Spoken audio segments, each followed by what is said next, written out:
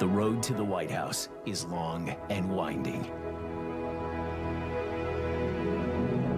The candidates have traveled from coast to coast to hear from their fellow Americans, faced tough questions, and laid out a vision for the country. Tonight, the road leads through Wisconsin, the birthplace of the Republican Party, the cradle of American industry, where winners are crowned and legends are forged. Abraham Lincoln campaigned for president just a few blocks away. Across the street, Teddy Roosevelt was shot by a would-be assassin. And in this very theater, TR campaigned with the bullet still lodged in his chest. Now, the economy is at the top of the agenda. Americans are concerned about their jobs and their families and hope that the road ahead leads to a better future.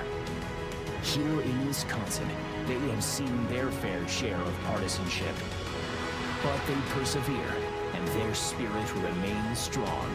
And from now on, if anyone tries to sell America short or tells me that Americans don't have the will to compete or the stamina to keep out in front, I'm going to tell them to come and see you, the people of Wisconsin. Election day is less than a year away. The first votes will be cast in just 3 months. And for the first time, the end of the road can be seen on the horizon.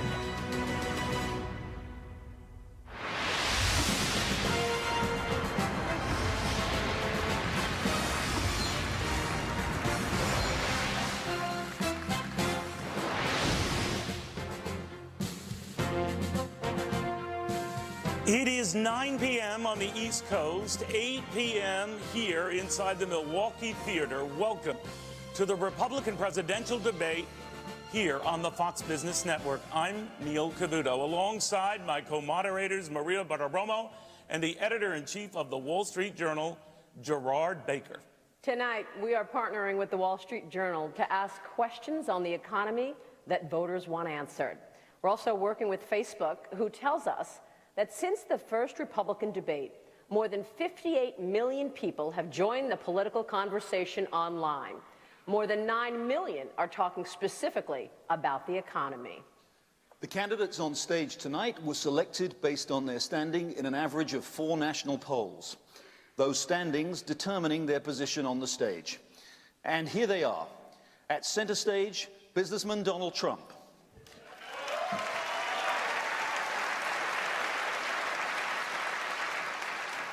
Neurosurgeon Dr. Ben Carson.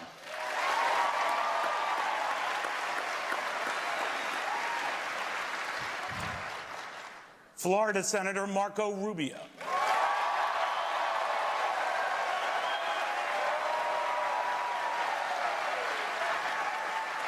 Texas Senator Ted Cruz.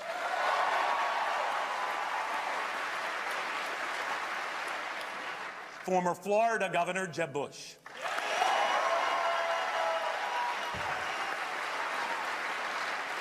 Businesswoman Carly Fiorina.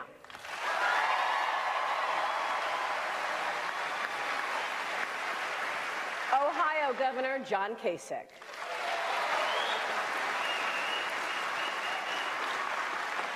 And Kentucky Senator Rand Paul.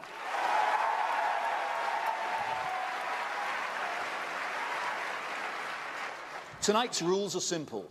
Up to 90 seconds for each answer, 1 minute for each follow-up response. And if a candidate goes over their allotted time, you'll hear this. It sounds like a game show, but it's not. Anyway. Now, I would be remiss if I did not acknowledge the elephant in the room, and I'm not talking about your party's fine symbol. I'm talking about the purpose of tonight's debate. The economy and what each of you would do to improve it, no more, no less. We are focused on those issues and what you have said on those issues in your words and what your opponents have said in their words about your words. That is the agenda tonight, how each of you plans to make America better tomorrow. And so we begin. Candidates, as we gather tonight in this very august theater, just outside and across the country, picketers are gathering as well. They're demanding an immediate hike in the minimum wage to $15 an hour. Just a few hours ago, New York Governor Andrew Cuomo proposed doing the same for all state workers, the first governor to do so. Mr. Trump, as the leading presidential candidate on this stage and one whose tax plan exempts couples making up to $50,000 a year from paying any federal income taxes at all, are you sympathetic to the protesters' cause, since a $15 wage works out to about $31,000 a year? I can't be, Neil, and the reason I can't be is that we are a country that is being beaten on every front, economically, militarily. There is nothing that we do now to win. We don't win anymore. Our taxes are too high. I've come up with a tax plan that many, many people like very much. It's going to be a tremendous plan. I think it'll make our country and our economy very dynamic. But taxes too high, wages too high. We're not going to be able to compete against the world. I hate to say it, but we have to leave it the way it is. People have to go out, they have to work really hard, and they have to get into that upper stratum. But we cannot do this if we are going to compete with the rest of the world. We just can't do it. So do not raise the minimum wage. I would not raise the minimum. Dr. Carson, you have long... Thank you. Dr. Carson, you have long bemoaned this lackluster recovery, and this Facebook map shows that Americans share your concern. The green represents how the jobs issue is resonating all across this nation, especially here in the state of Wisconsin. You've suggested one minimum wage does not fit all, and that perhaps we should offer a lower or starter wage for young people. Those protesters outside are looking for $15 and nothing less. Where are you? Well, first of all, delighted to be here. My family's here, and my little granddaughter, who's 3 years old, said she wanted to come to the debate. So this is very cool. As far as the minimum wage is concerned, people need to be educated on the minimum wage. Every time we raise the minimum wage, the number of jobless people increases. It's particularly a problem in the black community. Only 19.8% of black teenagers have a job. We're looking for one. You know, that's because of those high wages. If you lower those wages, that comes down. You know, I can remember as a youngster, you know, my first job working in a laboratory as a lab assistant and multiple other jobs. But I would not have gotten those jobs if someone had to pay me a large amount of money. But what I did gain from those jobs is a tremendous amount of experience and how to operate in the world and how to relate to different people and how to become a responsible individual. And that's what gave me what I needed to ascend the ladder of opportunity in this country. That's what we need to be thinking about. How do we allow people to ascend the ladder of opportunity rather than how do we give them everything and keep them dependent?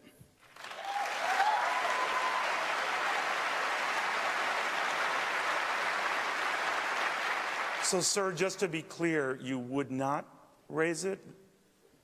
I would not raise it. I would not raise it specifically because I'm interested in making sure that people are able to enter the job market and take advantage of opportunities.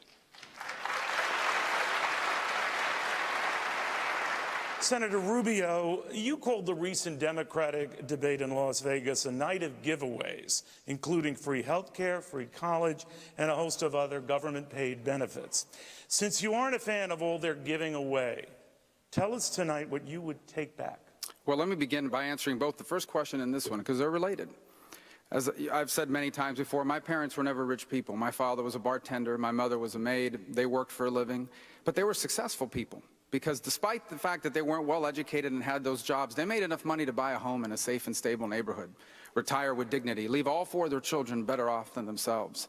We call that the American dream, but in fact it's a universal dream of a better life that people have all over the world. It is a reminder that every country in the world has rich people. What makes America special is that we have millions and millions of people that are not rich, that through hard work and perseverance are able to be successful. The problem is that today people are not successful working hard as ever because the economy is not providing jobs that pay enough. If I thought that raising the minimum wage was the best way to help people increase their pay, I would be all for it, but it isn't. In the 21st century, it's a disaster. If you raise the minimum wage, you're going to make people more expensive than a machine. And that means all this automation that's replacing jobs and people right now is only going to be accelerated. Here's the best way to raise wages. Make America the best place in the world to start a business or expand an existing business. Tax reform and regulatory reform. Bring our debt under control. Fully utilize our energy resources so we can reinvigorate manufacturing. Repeal and replace Obamacare. And make higher education faster and easier to access, especially vocational training. For the life of me, I don't know why we have stigmatized vocational education. Welders make more money than philosophers. We need more welders and less philosophers. And if we do that, and if we do this, we will be able to increase wages for millions of Americans, and we will be able to leave everyone better off without making anyone worse off. Thank you, Senator Rubio.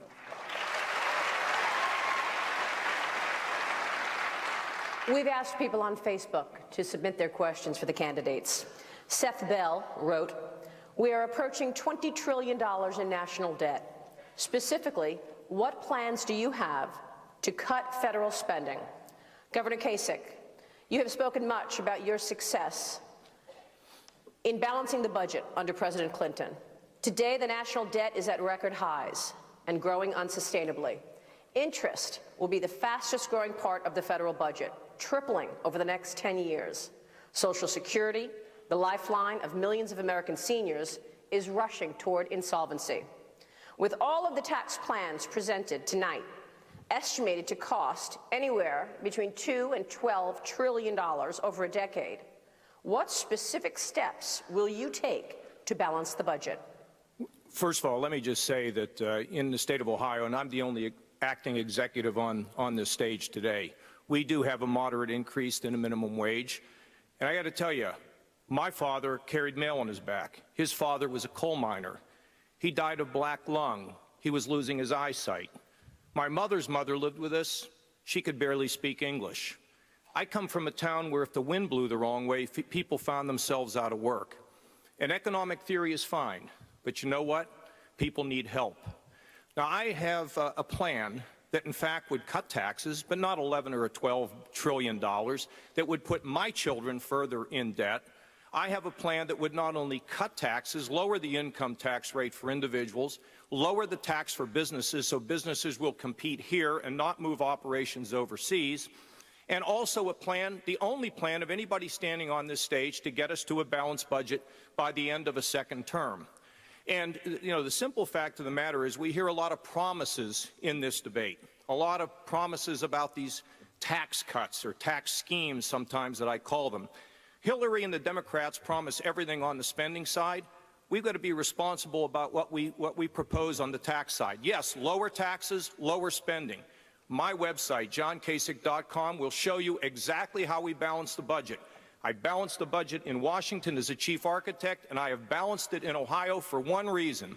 When you balance the budget and you cut taxes, people get work. And our most important moral purpose as leaders in the political system is to make sure we create an environment for job creation so people can live their dreams and realize their God-given potential. That's why it's so important. And for those at the bottom, we've got to do what we can to train them so they can move up. But to just look the other way is not acceptable, because you know what? As the governor of Ohio, I have to deal with real challenges, and we've gotten it done in our state, and I will do it for America. Did you want to name any specific steps, sir? Sure. We would move the Medicare system from a 7% growth down to about a 5% growth.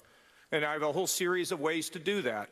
In Ohio, we reduced Medicaid funding for the poor from 10% to 2.5%, didn't cut one benefit, or didn't take anybody off the rolls. Why? Because we're innovators. I've been an innovator my entire career, and I really don't care what special interests or lobbyists have to say. I have a job to do when I take over a public office. Now, we freeze non-defense discretionary for 8 years. We also put an increase in defense spending. Our tax cuts balance out. And at the end of the day, we will get to a balanced budget. And I want everybody here to know, when I was Budget Committee Chairman in Washington, I stepped on every toe in that town, and we got to a balanced budget, and we had enormous job growth. And as governor of Ohio, we went from 350,000 lost jobs to a gain of 347,000 jobs. I'll do it in Washington. I've done it twice. I'll do it thrice for the United States of America.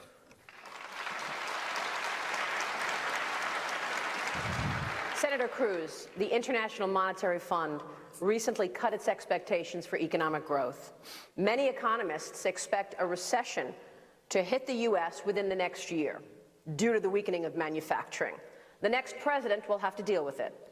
You say tax reform is a powerful lever to spur economic expansion. You're calling for a 10% income tax and a 16% business tax. What other elements do you need in this plan to actually create jobs? Well, Maria, it's great to be with you. It's great to be here in Milwaukee. You know, the question you asked really, I think, is the most important question any of us can face, which is how do we get the economy growing? How do we bring back economic growth? Because economic growth, it's foundational to every other challenge we have. As you rightly noted, from 2008 to today, our economy has grown 1.2% a year on average. The Obama economy is a disaster, and the IMF is telling us this is a new normal. It doesn't have to be. If you look at the history of America, there are three levers that government has had to facilitate economic growth. The first is tax reform, and as you noted, I have rolled out a bold and simple flat tax, 10% for every American that would produce booming growth and 4.9 million new jobs within a decade. The second element is regulatory reform, pulling back the armies of regulators that have descended like locusts on small businesses. And the third element is sound money. Every time we pursued all three of those, whether in the 1920s with Calvin Coolidge or the 1960s with JFK or the 1980s with Ronald Reagan, the result has been incredible economic growth. We have done it before, and with leadership, we can do it again. Thank you, sir. Excuse me. Governor Bush. Yeah. I would like to make a comment. You've already made two comments, John. It's my turn. We have more questions for you, Governor Kasich, coming up. We have more questions for you, Governor Kasich. I got about 4 minutes last debate. I'm going to get my question right now. I appreciate it, Jeb. I'm all for you. But I want at some point talk about a value-added tax and $11-12 trillion tax cuts that will put our kids way deeper in the hole than they have been at this point. So I'd like to talk about it at some point because that's what leadership is. We will certainly get to that. Governor Bush. Yeah. Almost 40% of Americans are without a job and are not looking. Many have given up. That's what the participation rate tells us. You've said your policies will drive the economy back to 4% growth, which we haven't seen since the year 2000. What specific regulations would you change, and how will that lead to jobs and growth? First of all, we could get to 4% growth. The new normal of 2% puts huge demands on government. The reason why we have structural deficits is that more and more people are relying on government, and the growth that we don't have makes the deficit grow. A 4% growth strategy starts with tax reform. And the proposal that I've laid out is the one the Wall Street Journal editorial board has said is the most pro-growth of all the proposals out there. We eliminate a lot of deductions and cut the rates down, a corporate rate of 20%, which puts us 5% below that of China, and allows us full expensing of investing. It would create an explosion of investment back into this country, creating higher wage jobs. And so that's part of it. On the regulatory side, I think we need to repeal every rule that Barack Obama has in terms of work in progress. Every one of them. And start over. For those that are already in existence, the regulation of the Internet, we have to start over, but we ought to do that. The Clean Power Act, we ought to repeal that and start over on that. The Waters of the United States Act, which is going to be devastating for agriculture and many industries, we should repeal that.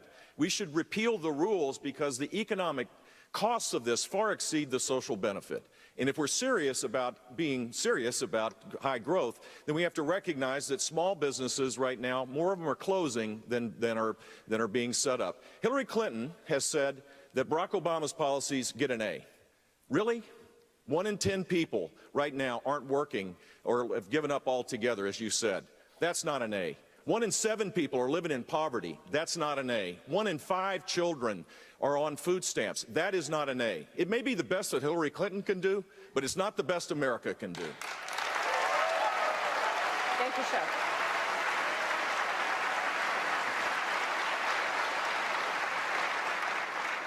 Ms. Fiorina, while you've all pointed out how weak the current recovery has been and how disappointing by any historical standards, in the general election, the Democrats will inevitably ask you and voters to compare the recent president's jobs performance. Now, in 7 years under President Obama, the U.S. has added an average of 107,000 jobs a month.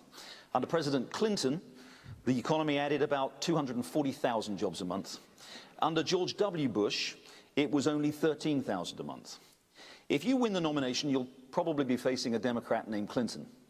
How are you going to respond to the claim that Democratic presidents are better at creating jobs than Republicans? Well, first of all, I must say, as I think about that question, I think about a woman I met the other day. I would guess she was 40 years old.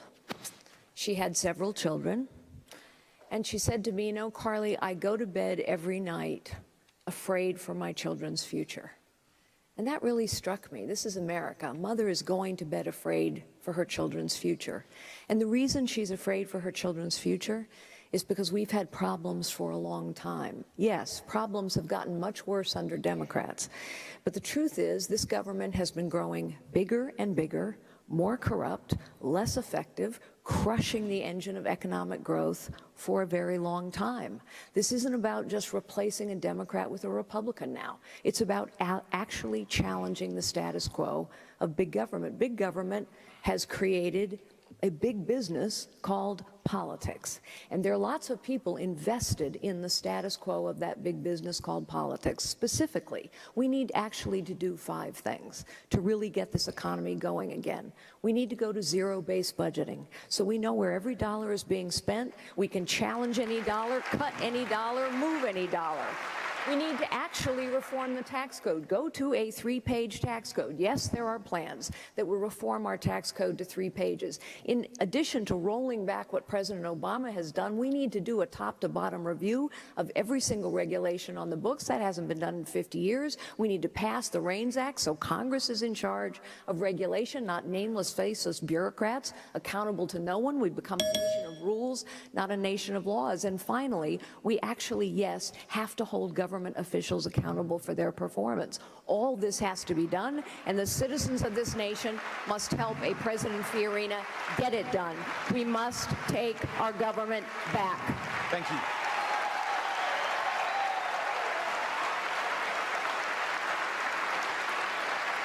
Thank you.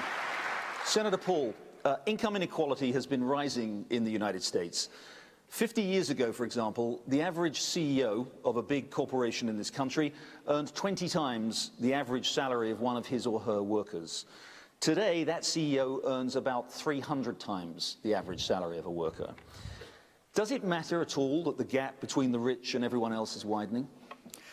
Absolutely, and I think that we ought to look where income inequality seems to be the worst. It seems to be worst in cities run by Democrats, governors of states run by Democrats, and countries currently run by Democrats. So the thing is, let's look for root causes.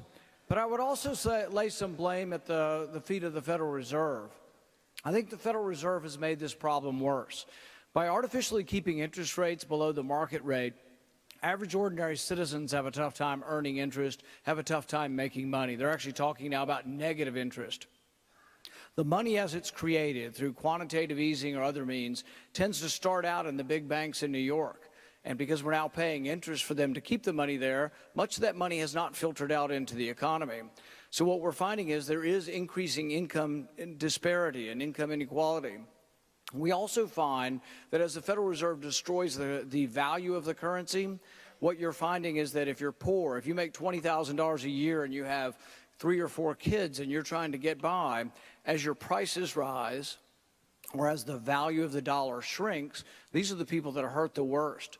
So really, we need to re-examine whether we want a Federal Reserve that's involved so much in determining interest rates. We also need to look at root causes as to what caused the housing boom and the housing collapse.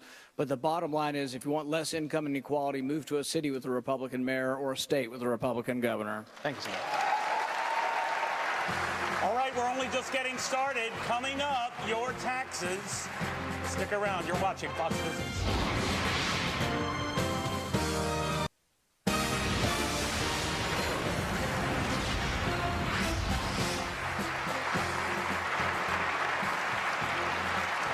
Welcome back to the Milwaukee Theater and the Republican presidential debate. Let's get right back to our questions. Dr. Carson, to you. You recently railed against the double standard in the media, sir, that seems obsessed with inconsistencies and potential exaggerations in your life story, but looked the other way when it came to then Senator Barack Obama's.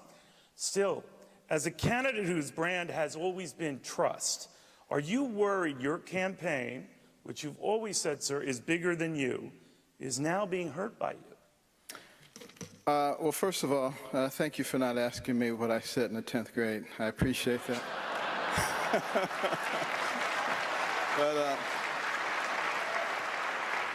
I'll just forget that follow-up there. The fact of the matter is, you know, we should vet all candidates. I have no problem with being vetted. What I do have a problem with is being lied about, and then putting that out there as truth. And I don't even mind that so much if they do it with everybody, like people on the other side.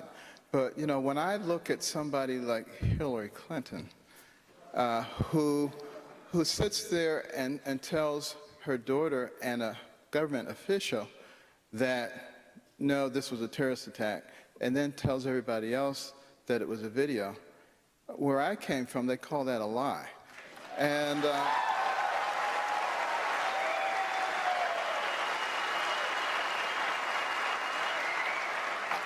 I think that's very different from, you know, somebody misinterpreting when I said that I was offered a scholarship to West Point. That's the words that they use. But I've had many people come and say the same thing to me. That's what people do in those situations.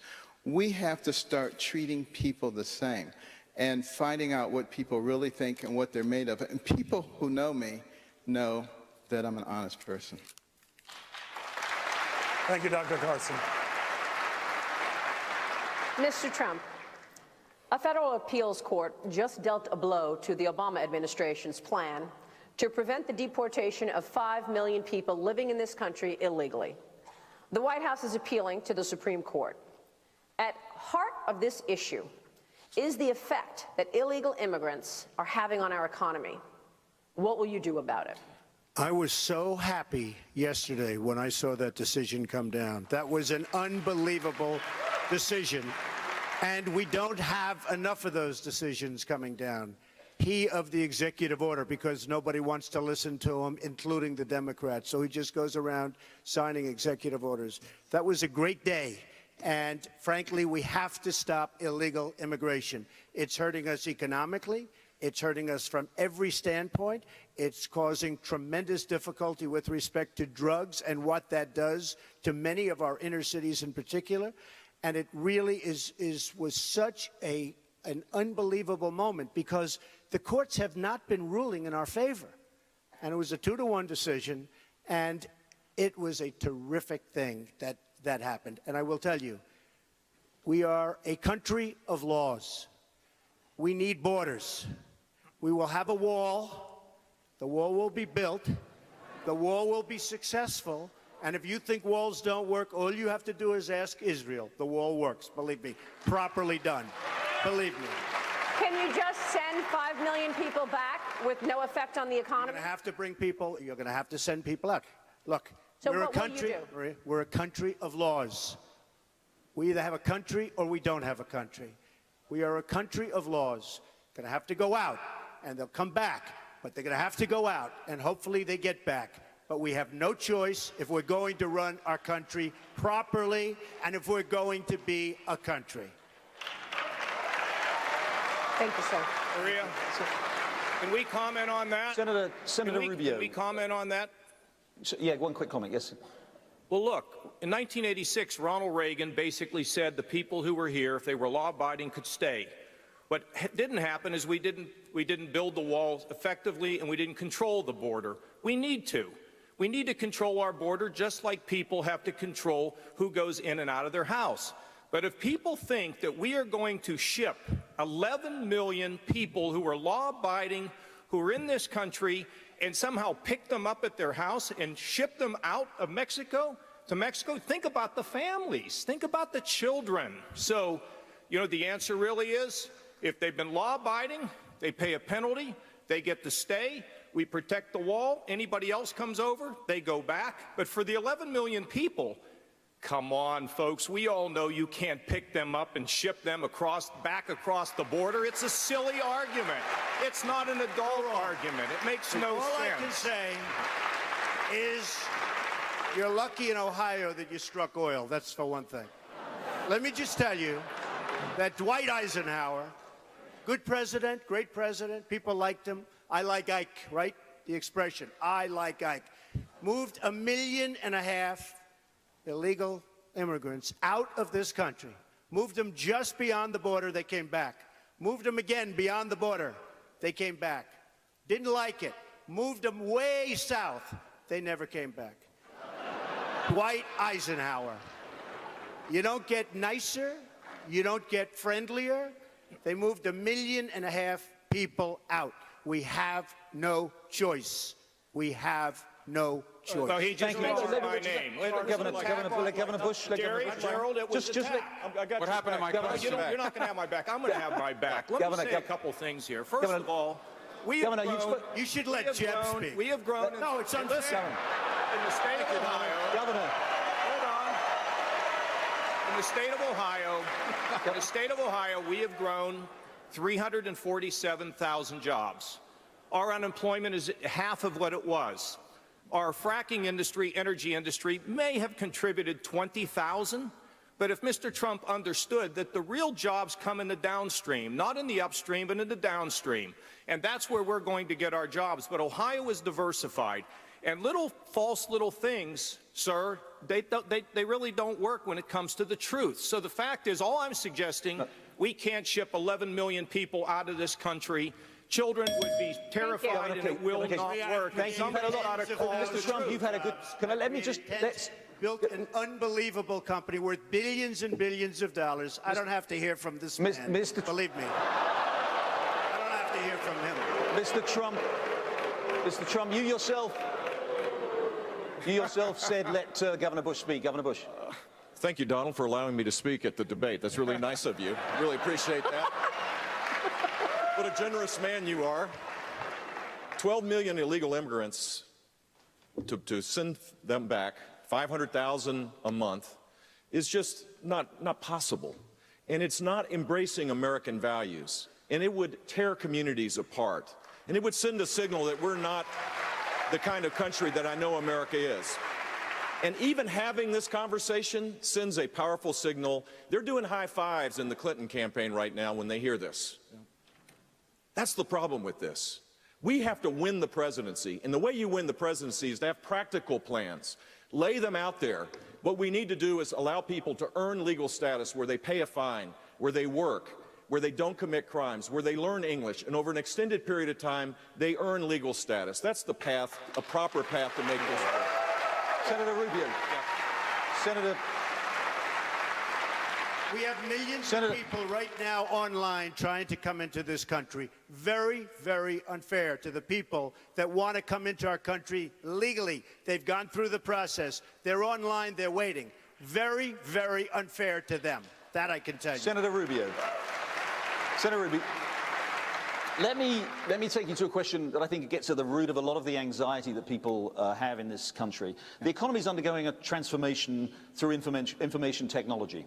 And Americans are anxious that the new economy isn't producing higher paying jobs. Many are concerned that the new wealth seems to be going mainly to innovators and investors. Meanwhile, with factories run by robots and shopping done increasingly on smartphones, many traditional jobs are just going away. How do you reassure American workers that their jobs are not being steadily replaced by machines? That's an excellent question, because what we are going through in this country is not simply an economic downturn. We are living through a massive economic transformation. I mean, this economy is nothing like what it was like 5 years ago, not to mention 15 or 20 years ago. And it isn't just a different economy, it's changing faster than ever. You know, it took the telephone 75 years to reach 100 million users. It took Candy Crush 1 year to reach 100 million users. So the world is changing faster than ever, and it is disruptive. Number one, we are in a global competition now, and several of the candidates have said that. There are now dozens of developed economies on this planet that we have to compete with, and we lose that competition because we have the highest business tax rate in the industrialized world, because we have regulations that continue to grow by the billions every single week, because we have a crazy healthcare law that discourages companies from hiring people, but because we're not fully utilizing our energy resources, that if we did, it would bring back all kinds of growth, especially in manufacturing, and because we have an outdated higher education system. Our higher education system is completely outdated. It is too expensive, too hard to access, and it doesn't teach 21st century skills. If we do what needs to be done, tax reform, regulatory reform, fully utilize our energy resources, repeal and replace Obamacare, and modernize higher education, then we can grasp the potential and the promise of this new economy. And we won't just save the American dream, we will expand it to reach more people and change more lives than ever before. And then truly, this new century can be a new American century. Thank you.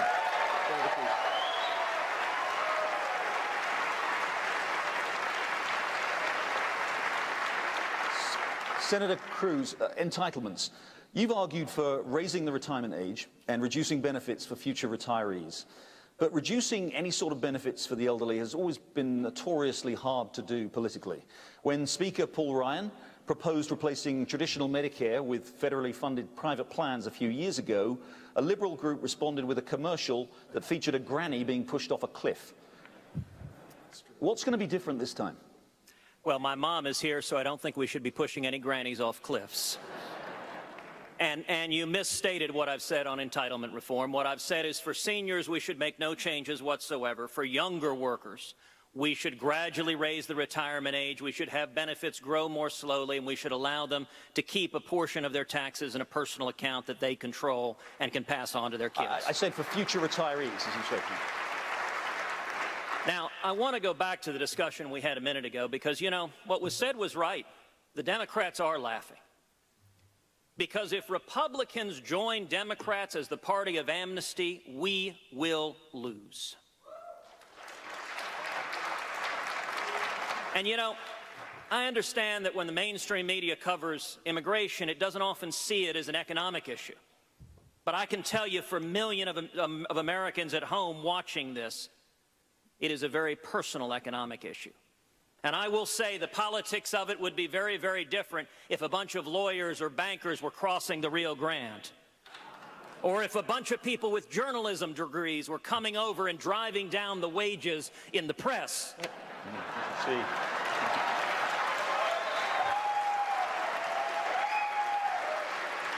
Then we would see stories about the economic calamity that is befalling our nation. And I will say, for those of us who believe people ought to come to this country legally and we should enforce the law, we're tired of being told it's anti-immigrant. It's offensive.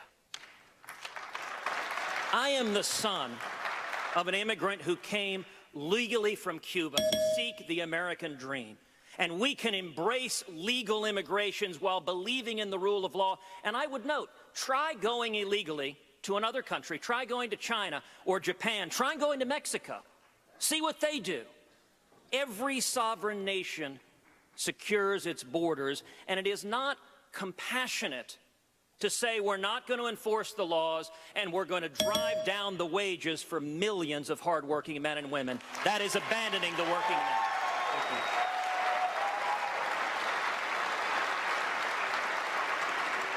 We go back to Facebook. Dwayne Wesley Cato asks on Facebook, how do we get rid of regulations choking our businesses?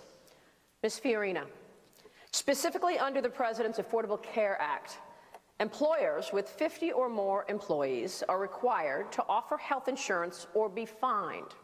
Many are opting to pay the fine. Others are cutting back employee hours to duck the law altogether. What specific ways will you alleviate the pressure on small business? Well, first, Obamacare has to be repealed because it's failing. It's failing the very people it was intended to help, but also it is crony capitalism at its worst. Who helped write this bill? Drug companies, insurance companies, pharmaceutical companies, and every single one of those kinds of companies are bulking up to deal with big government. See, that's what happens. As government gets bigger and bigger, and it has been for 50 years under Republicans and Democrats alike, then businesses have to bulk up to deal with big government. So we have to repeal it. It's tens of thousands of pages long. No one can possibly understand it, except the big companies, the lawyers, the accountants, the lobbyists that they hire to protect their interests. Then we have to give back to states the responsibility to manage a high-risk pool. We need to try the one thing in health insurance we've never tried. Health insurance has always been a cozy little game between regulators and health insurance companies. We need to try the free market, where people actually have to compete. And we ought to have the government ensure that you must, and I don't use that term often, the government ought to do something, that every healthcare provider ought to publish its costs, its prices, its outcomes, because as patients, we don't know what we're buying. Now, let me just say, I know more about innovation and entrepreneurship than anyone on this panel because I have led innovative businesses in the most highly competitive industry in the world for decades. The truth is, the secret sauce of America is innovation and entrepreneurship. It is why we must cut our government down to size and hold it accountable. It's why we have to take our government back, because innovation and entrepreneurship is crushed by the crushing load of a 73,000-page tax code. It is crushed by a regulatory thicket that is so vast we don't even know what's in it anymore. It is crushed as well by government bureaucrats who don't do their jobs very well and who are not held accountable, which is why I've said we've got to take our government back, and to do that, we have to know where every dollar is being spent and be able to move any dollar. We have to hack through this regulatory thicket, repeal so much, but also know what's in that regulatory thicket. We don't even know what regulations have been passed. Third, we need to build a meritocracy, as Scott Walker, by the way, is trying now to do in Wisconsin. And finally, we need to get to a 3-page tax code, and yes, that plan exists. Just to be clear, you want to repeal Obamacare, but what's the alternative?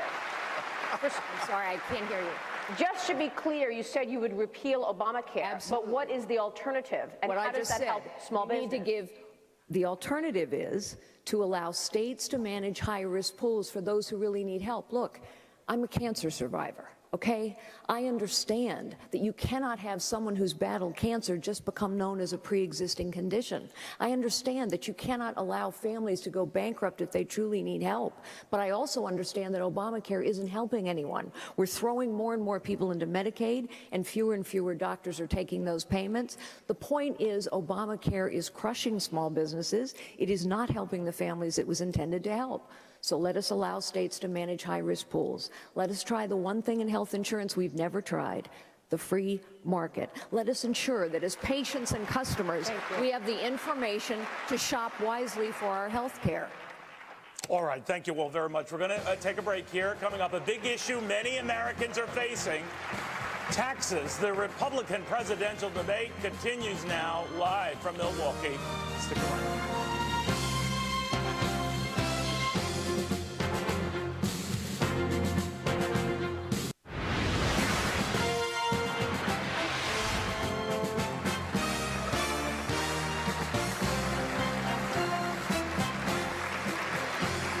Welcome back to the Republican presidential debate live from Milwaukee. Let's get back to the questions, and we want to touch on, obviously, one of the biggest of this issue in this year, taxes.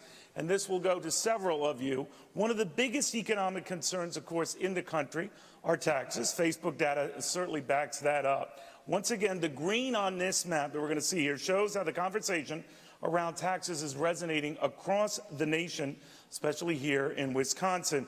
First off, Dr. Carson, to you, you say you are in favor of a tax system, I guess akin to tithing, sir, with a flat tax rate of up to 15%, because you said, if everybody pays this, I think God is a pretty fair guy, so tithing is a pretty fair process. But Donald Trump says that is not fair, that wealthier taxpayers should pay a higher rate because it's a fair thing to do. So whose plan would God endorse then, Doctor? Yours or Mr. Trump's? Well, you know, when I say tithing, I'm talking about the concept of proportionality. Right. Everybody should pay the same proportion of what they make. You make $10 billion, you pay $1 billion. You make $10, you pay $1. You get the same rights and privileges. I don't see how anything gets a whole lot fairer than that. But you also have to get rid of all the deductions and all the loopholes, because that's the thing that tilts it in one direction or another. And you have to set the rate at an appropriate level. Now, I will say that there are a lot of people who say if you get rid of the deductions, you ruin the American dream because, you know, home mortgage deduction. But the fact of the matter is, people had homes before 1913 when we introduced the federal income tax, and later after that started deductions. And they say there'll be no more charitable giving.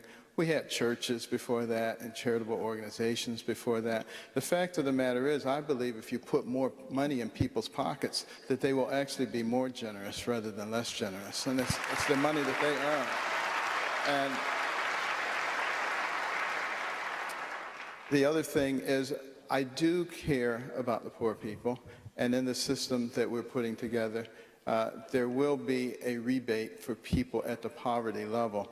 But I also want to emphasize the fact that as we get the economy moving, and I hope I get a question about how do we get the economy moving, there will be a lot more opportunities for poor people not to be poor people. Because this is America, this is the land of dreams, and our policies should be aimed at allowing people to realize that dream.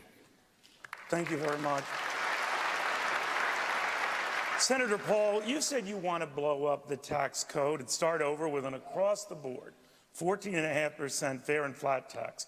You happily offer that it is not revenue neutral, and that's the idea. You want to choke off the amount of money coming into Washington. But don't you risk, sir, creating a near-term budget crisis, just as your presidency would be beginning? Well, it's a great question, Neil, and thanks for including me in the tax debate. I think what's important about the tax debate is that we have to ask the question, where is money best spent? In the private sector and the government sector. I want a government really, really small, so small you can barely see it. So I want lower taxes and much more money in the private sector. My tax plan, however, is the only tax plan among any of the candidates on the stage that is part of a balanced budget plan. I've put forward 3 plans that actually balance the budget over a 5-year period. Each of these plans have details on exactly where we'd cut. The question came up earlier, where would you cut? Nobody likes to say where they would cut. I've put pencil to paper and done 3 budgets that actually balance. I'm also in favor of a plan called the penny plan, where we'd just cut 1% across the board, and that budget actually balances in less than 5 years. So I think what's extraordinary about my tax plan is it is in the context of balancing the budget.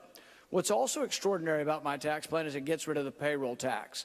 Democrats demagogue this issue to death, and when they do, they say, oh, a millionaire would get a bigger tax cut than someone making $10,000.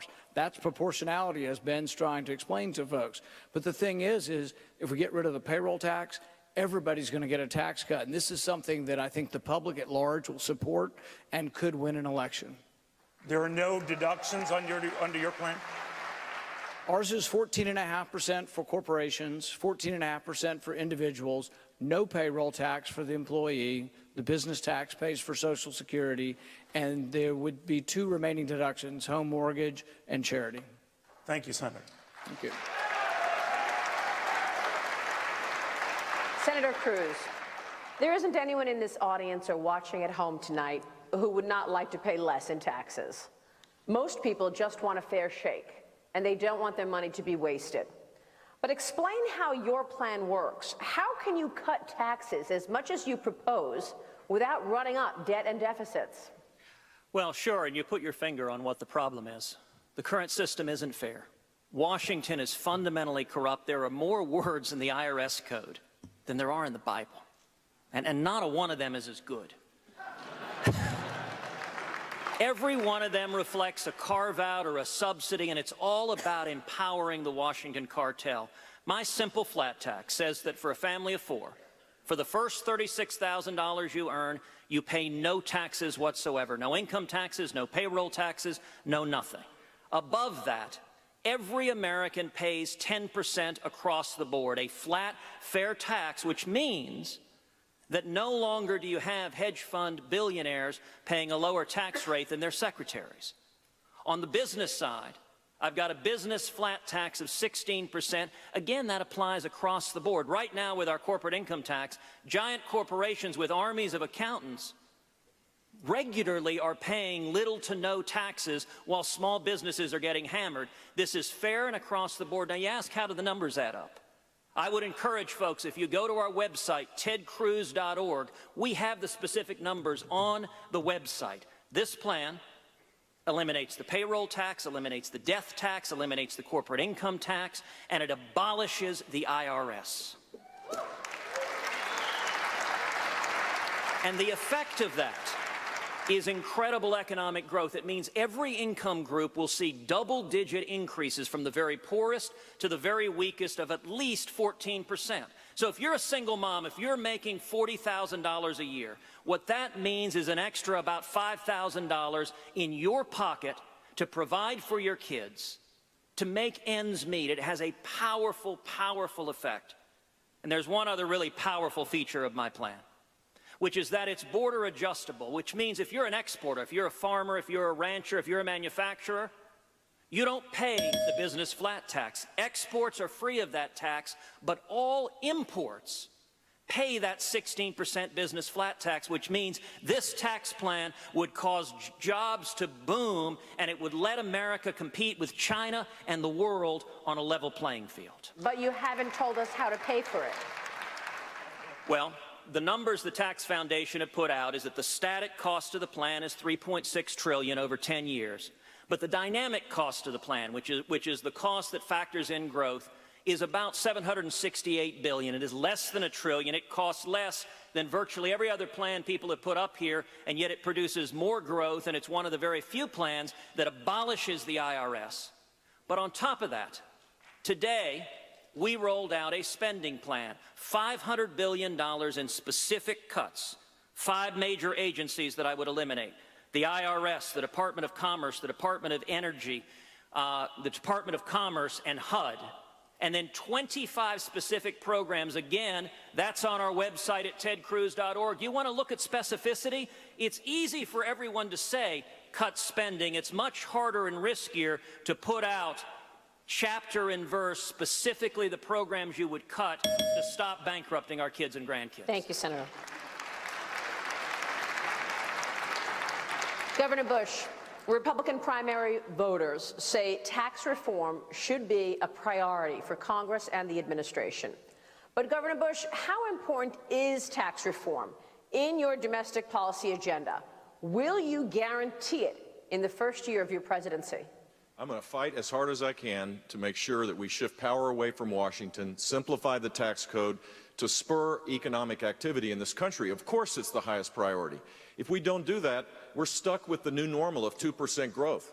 Hillary Clinton says, basically, we just got to get used to it. 2% growth means declining income for the middle class. It means more than 6 million people are stuck in poverty than the day that Barack Obama was inaugurated. It means more demands on government. Growing the economy is the first job if we're going to be serious about dealing with the deficit and debt. And more importantly, people are really struggling right now. In this economy, the disposable income of the great middle is down $2,300. So yeah, we've created jobs. Gerard, you brought that up early it was a good question. Jobs are being created, but they're lower income jobs than the jobs that were lost. And the net effect of this is we need to jumpstart the economy. I think of Jonathan and Reagan Love, who are supporters of mine. Jonathan has been deployed by the National Guard. He's in Oklahoma. Reagan Love, by the way, pretty great name, I think, is a teacher. If they had this tax cut, what they told me was that $2,300 of money in their pocket, they would go back to South Carolina and start a business. Imagine what it would be like, instead of having more businesses closed than started, we had it the exact opposite. We would grow our economy, and the government would get the revenue necessary to make things better. Hillary Clinton's approach to this is more top-down, more regulation, more taxes, more government, and it will destroy our economy. Thank you. Thank you, Governor. Senator Rubio. Can I just come to Senator Rubio? We're coming to you, Mr. Trump, in 1 second, I promise. Senator Rubio, your tax plan includes a large expansion of child tax credits to raise after-tax incomes for low-income parents. A similar tax credit that you previously proposed in the Senate was estimated to cost as much as $170 billion a year, according to the Tax Foundation. Isn't there a risk that you're just adding another expensive entitled program to an already overburdened federal budget? The most important job I'm ever going to have, the most important job anyone in this room will ever have, is the job of being a parent. Not the job of being president, or the job of being a senator, or the job of being a congressman. The most important job any of us will ever do is the job of being a president, because the most important institution in society is the family. If the family breaks down, society breaks down. You can't have a strong nation without strong values, and no one is born with strong values. They have to be taught to you in strong families and reinforced in you in strong communities. And so when we set out to do tax reform, we endeavored to have a pro-family tax code. And we endeavored to do it because we know how difficult it is for families in the 21st century to afford the cost of living. It is expensive to raise children in the 21st century. And families that are raising children are raising the future taxpayers of the United States. And everything costs more. In 35 out of 50 states, child care costs more than college. There are millions of people watching this broadcast tonight that understand exactly what I'm talking about. They don't know how they're going to make that payment every month. And if they can't make it, they can't work because someone needs to watch their kids during the day. They don't know how they're going to save for their kids' future to go to college. And so, yes, I have a child tax credit increase, and I'm proud of it. I am proud that I have a pro-family tax code, because the pro-family tax plan I have will strengthen the most important institution in the country, the family. Neil, there's a point I'd like to make here. Neil, a point that I'd like to make about the tax credits. We have to decide what is conservative and what isn't conservative. Is it fiscally conservative to have $1 trillion expenditure? We're not talking about giving people back their tax money. He's talking about giving people money they didn't pay. It's a welfare transfer payment. So here's what we have. Is it conservative to have $1 trillion in transfer payments, a new welfare program that's a refundable tax credit? Add that to Marco's plan for $1 trillion in new military spending, and you get something that looks to me not very conservative. Thank you. Governor Casey. No, Let me come to Governor Casey. No, Governor Casey. Excuse me, I get to respond. Very quickly, Senator. No, I get my 60 seconds to respond. He's talking about my tax plan. Please. So let me begin with this. I actually believe, first of all, this is their money. They do pay. It is refundable, not just against the taxes they pay to the government, but also on their federal income tax. It's refundable against the payroll tax. Everyone pays payroll tax. This is their money. This is not our money. And here's what I don't understand. If you invest that money in a piece of equipment, if you invest that money in a business, you get to write it off your taxes. But if you invest it in your children, in the future of America, in strengthening your family, we're not going to recognize that in our tax code. The family is the most important institution in society. Nevertheless, it's not very conservative. And yes, I do want to rebuild the American military. How's it conservative? I know that Rand is a committed isolationist. I'm not. I believe the world is a stronger and a better place when the United States is the strongest military power in the world.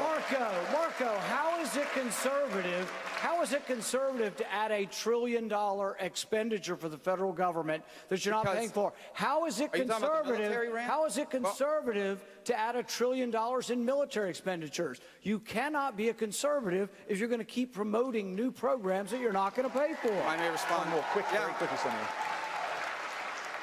We can't even have an economy if we're not safe. There are radical jihadists in the Middle East beheading people and crucifying Christians. A radical Shia cleric in Iran trying to get a nuclear weapon. The Chinese taking over the South China Sea.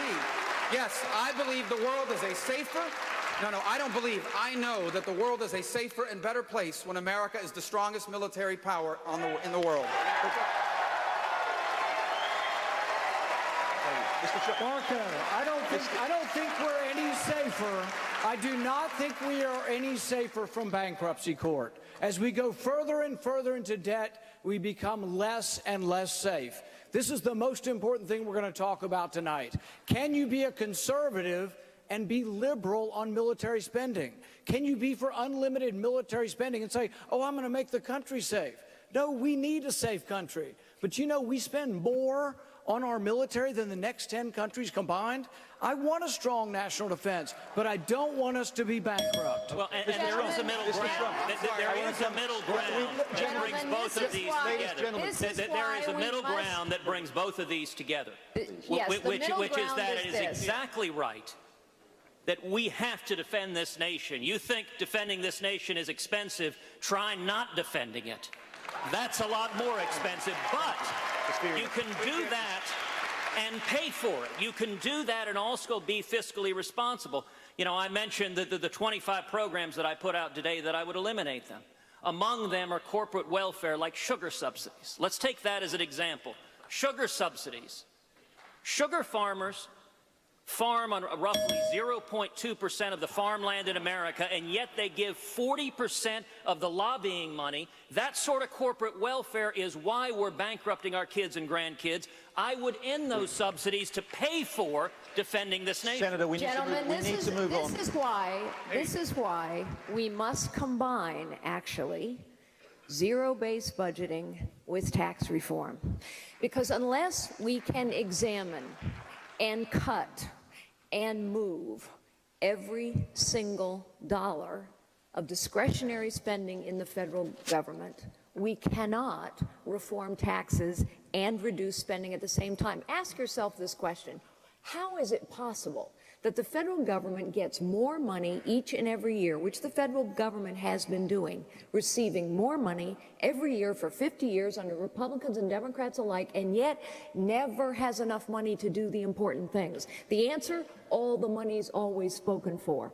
All the money is spoken for. So we have to go to zero-based budgeting, which is a simple idea. By the way, there's been a bill for zero-based budgeting.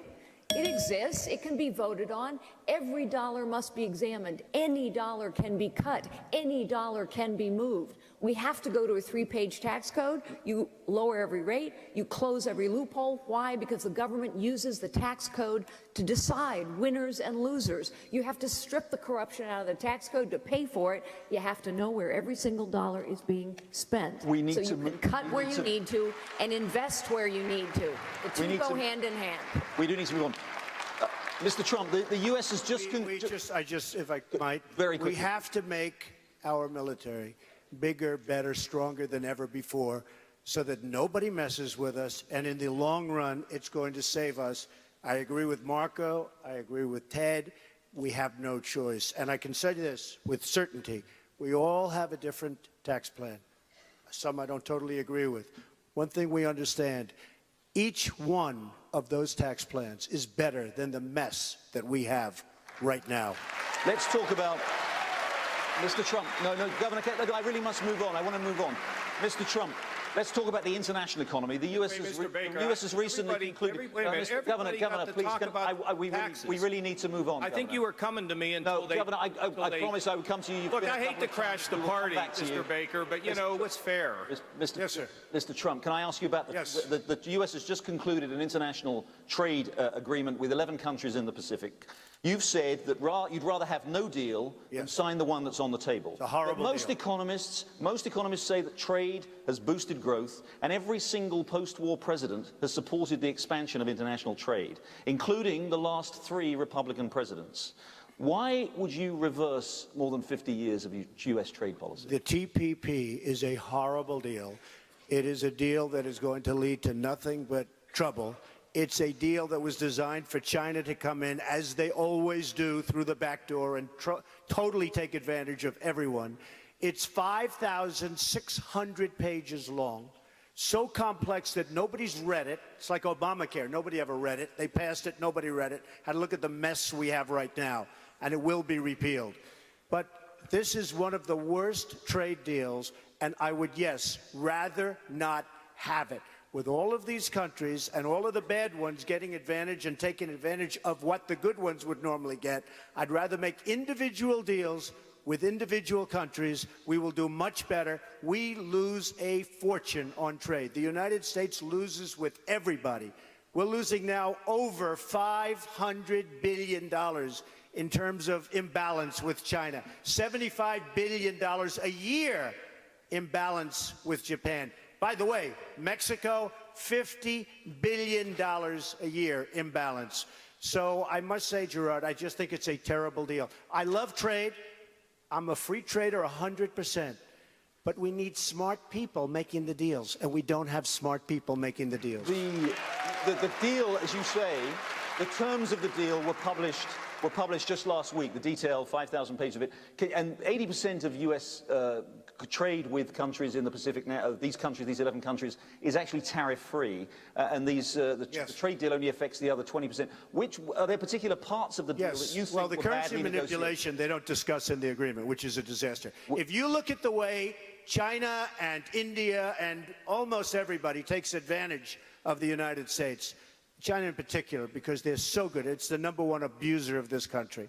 And if you look at the way they take advantage, it's through currency manipulation. It's not even discussed in the almost 6,000-page agreement. It's not even discussed. There was a separate, and as you understand, I mean, you understand very well from the Wall Street Journal, currency manipulation is the single great weapon people have. They don't even discuss it in this agreement. So I say it's a very bad deal, should not be approved. If it is approved, it'll just be more bad trade deals, more loss of jobs for our country. We are losing jobs like nobody's ever lost jobs before. I want to bring jobs back into this country. Hey, Gerard, you know, we might want to point out China's not part of this deal. Yeah. True. It's true. Yeah. That's right. That's right. Before we get a little bit off kilter isn't that part of the problem, if I may say, Senator, that if this deal is not ratified by the US, by the Senate, then it would actually give China an opportunity to grow its economic leadership, which it's been seeking to do. And if the US is unable to take part in this trade deal with these countries in Asia, China will take the lead. There is an argument that China doesn't like the deal because in us doing the deal, we'll be trading with their competitors. You're exactly right. But I think we've sort of missed the point a little bit here. There is an important point, though, about how we discuss these trade treaties that I do agree with Mr. Trump on. We should negotiate from a position of strength, and we also should negotiate using the full force and the constitutional power that was given to us. I think it's a mistake that we give up power to the presidency on these trade deals. We give up the power to filibuster, and I'm kind of fond of that power. We give up the power to amend. And I think really one of the big problems we have in our country is over the last century, really, so much power has gravitated to the executive branch. Really, Congress is kind of a bystander. We don't write the rules. We don't make the laws. The executive branch does. So even in trade, and I am for trade, I think we should be careful about giving so much power to the presidency. Thank you. Thanks, Senator. Coming up, the biggest threats facing the next commander-in-chief. You're watching the Republican presidential debate live tonight from Milwaukee. We'll be right back.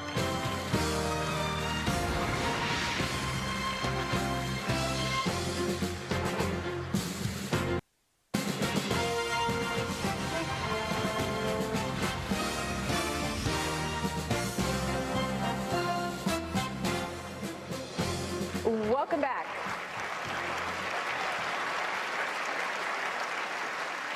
Welcome back to the Republican presidential debate. The candidates taking the questions you want answered. Also tonight, you can see what America is saying about the debate. Go to Facebook and type #GOP debate into the search box. Now back to the questions. Americans face security threats at home and abroad. Last year, terrorist attacks rose 61%, according to the Institute for Economics and Peace, with the most deaths occurring in just 5 countries: Iraq, Afghanistan, Pakistan, Nigeria, and Syria. Dr. Carson, you were against putting troops on the ground in Iraq and against a large military force in Afghanistan.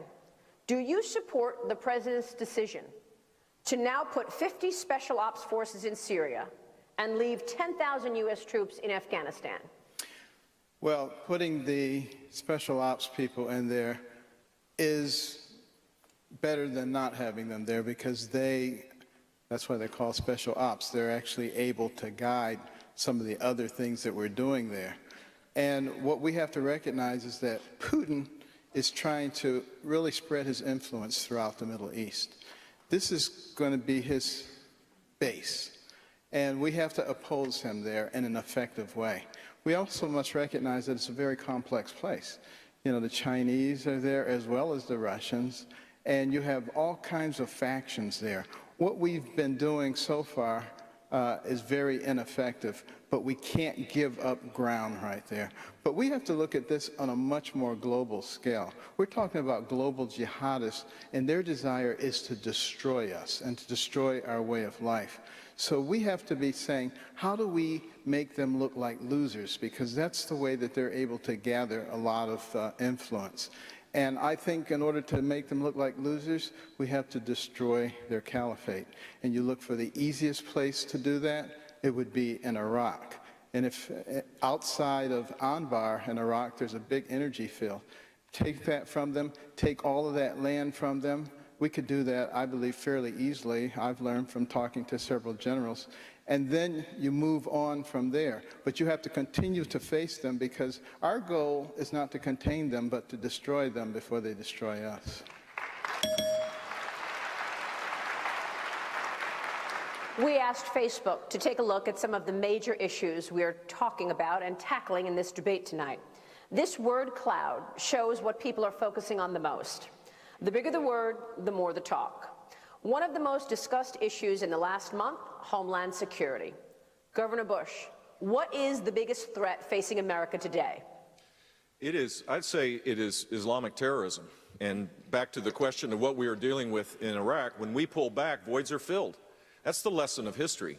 And sadly, this president does not believe in American leadership. He does not believe it. And the net result is that we have a caliphate the size of Indiana that gains energy each and every day to recruit Americans in our own country. And the threat to the homeland relates to the fact that we've not dealt with this threat of terror in the Middle East. We should have a no-fly zone in Syria. We should have support for the remnants of the Syrian Free Army and create safe zones. If you want to deal with the 4 million refugees that are leaving Syria because of the devastation there, then we ought to create safe zones for them to stay in the region rather than go to Europe. And that requires American leadership. Without American leadership, every other country in the neighborhood begins to change their priorities. It is tragic that you see Iraq and other countries now talking to Russia. It wasn't that long ago. Russia had no influence in the region at all. And so the United States needs to lead across the board. This president and Hillary Clinton both do not believe that the United States has a leadership role to play, and we're now paying a price, and it will have a huge impact on the economy of this country if we don't deal with this. Thank you, sir. Mr. Trump, in a 2012 debate, President Obama mocked Mitt Romney's assertion that Russia was the top geopolitical challenge facing the United States, saying he was a Cold War dinosaur. Now, Russia has invaded Ukraine and has put troops in Syria. You have said you will have a good relationship with Mr. Putin. So what does President Trump do in response to Russia's aggression? Well, first of all, it's not only Russia. We have problems with North Korea where they actually have nuclear weapons. You know, nobody talks about it. We talk about Iran, and that's one of the worst deals ever made, one of the worst contracts ever signed, ever in anything. And it's a disgrace. But we have somebody over there, a madman, who already has nuclear weapons. We don't talk about that. That's a problem. China is a problem, both economically and what they're doing in the South China Sea. I mean, they are becoming a very, very major force. So we have more than just Russia. But as far as the Ukraine is concerned, and you could say Syria, as far as Syria, I like if Putin wants to go in, and I got to know him very well because we were both on 60 Minutes. We were stablemates, and we did very well that night. But you know that. But if Putin wants to go and knock the hell out of ISIS, I am all for it 100%, and I can't understand how anybody would be against it. They blew up, hold it, they blew up, wait a minute, they blew up a Russian airplane. He cannot be in love with these people. He's going in, and we can go in, and everybody should go in. As far as the Ukraine is concerned, we have a group of people and a group of countries, including Germany, tremendous economic behemoth. Why are we always doing the work?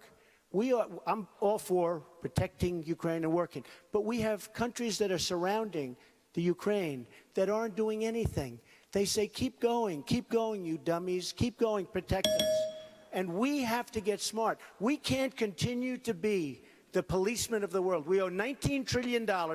We have a country that's going to hell. We have an infrastructure that's falling apart, our roads, our bridges, our schools, our airports, and we have to start investing money in our country. Thank you, sir. Donald is wrong on this. He is absolutely wrong on this. We're not going to be the world's policeman, but we sure as heck better be the world's leader. There's a huge difference where without us leading, voids are filled. And the idea that it's a good idea for Putin to be in Syria, let ISIS take out Assad, and then Putin will take out ISIS, I mean, that's like a board game. That's like playing Monopoly or something. That's not how the real world works. We have to lead. We have to be involved. We should have a no-fly zone in Syria. They are barrel bombing the innocents in that country. If you're a Christian, increasingly in Lebanon or Iraq or Syria, you're going to be beheaded. And if you're a moderate Islamist, you're not going to be able to survive either. We have to play a role in this to be able to bring the rest of the world to this issue before it's too late. Assad is a bad guy, but we have no idea who the so-called rebels, I read about the rebels, nobody even knows who they are. I spoke to a general 2 weeks ago. He said, who's very up on exactly what we're talking about. He said, you know, Mr. Trump, we're giving hundreds of millions of dollars of equipment to these people. We have no idea who they are. So I don't like Assad. Who's going to like Assad? But we have no idea who these people and what they're going to be and what they're going to represent. They may be far worse than Assad. Look at Libya. Look at Iraq. Look at the mess we have after spending $2 trillion, thousands of lives, wounded warriors all over the place who I love. Okay, all over. We have nothing. And I said, keep the oil. And we should have kept the oil, believe me. We should have kept the oil. And you know what? We should have given the oil. We should have given big chunks to the people that lost their arms, their legs, and their families and their sons and daughters. Because right now, you know who has a lot of that oil? Iran and ISIS. You know, Mr. Trump fancies himself a very good negotiator. And I accept that he's done a lot of good deals. So Mr. Trump ought to know that we should not speak to people from a position of weakness. Senator Paul should know that as well. One of the reasons I've said that I would not be talking to Vladimir Putin right now, although I have met him as well, not in a green room for a show, but in a private meeting.